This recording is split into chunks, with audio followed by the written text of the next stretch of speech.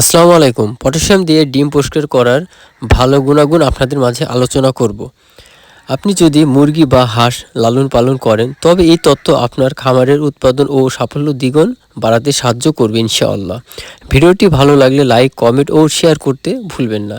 মাশাআল্লাহ এগ্রো আপনার খামারের সাফল্যতার বিশ্বস্ত সঙ্গী। পটাশিয়াম দিয়ে ডিম পরিষ্কার করা একটি অন্যতম কার্যকর ও নিরাপদ পদ্ধতি যা খামারিদের ডিমের মান বাড়াতে সাহায্য করে। বিশেষ করে ইনকিউবেটরে ডিম সেট করার আগে বা বাজার বিক্রি করার আগে ডিম পরিষ্কার রাখা খুবই জরুরি। পটাশিয়ামের দ্রবণে ডিম ধোয়ার ফলে ব্যাকটেরিয়া, ভাইরাস ও জীবাণু দ্রুত নষ্ট হয়। ডিমের খোলস মজবুত থাকে এবং বাচ্চা ফোটাও হারও বেড়ে যায়। তো দর্শক, আপনারা অবশ্যই ডিমটা খুবই ভালো করে পরিষ্কার করলে আপনার ডিমটা ব্যাকটেরিয়া মুক্ত হবে, ভাইরাস মুক্ত হবে। আমরা অনেকেই আছি যে ডিম পরিষ্কার না করে ডিম বসাই দিই, এতে অনেক ব্যাকটেরিয়া, ভাইরাস থাকে, যার কারণে আমাদের ডিমে অনেক সময় ঘোলা হয়ে যায়, ভালো পরিমাণ বাচ্চা আমরা পাই না। এই জন্য কি আর আপনাদের এই ভিডিওটা সম্পূর্ণ আপনাদের দেখার অনুরোধ রইল। আমি কত সুন্দর করে ডিমটা পরিষ্কার করছি, আপনারা নিজ চোখে দেখুন ডিমের উজ্জ্বলতা কত সুন্দর।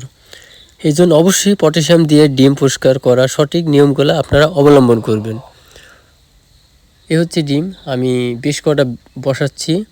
আমার খামারের যে কোনো ধরনের ভালো ভিডিও আমি আপনাদের মাঝে শেয়ার করি যাতে আপনারা ক্ষতিগ্রস্ত না হন।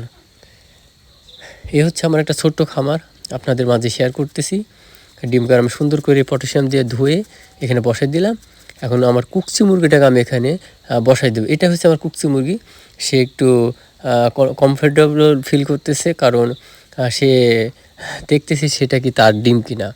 তো অবশ্যই আপনারা এই ধরনের কাজগুলো একটু ভালোভাবে করবেন, তাহলে আপনারা বাচ্চার পার্সেন্টই একটু বেশি পাবেন।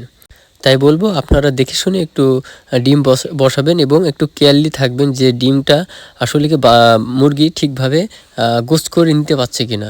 তো অবশ্যই আপনারা এই ধরনের নজর রাখবেন। যদি মনে হয় যে আপনার মুরগি বসার পরে সাইডে ডিম বের হয়ে যাচ্ছে, তাহলে আপনার ডিম বের করে নেবেন। ওই ডিমে কখনো বাচ্চা হবে না। অবশ্যই এই ধরনের ভিডিও পেতে হলে আমার চ্যানেলটা সাবস্ক্রাইব এবং ফলো দিয়ে রাখবেন, আর বেশি বেশি শেয়ার করবেন যাতে সবার উপকার আসে।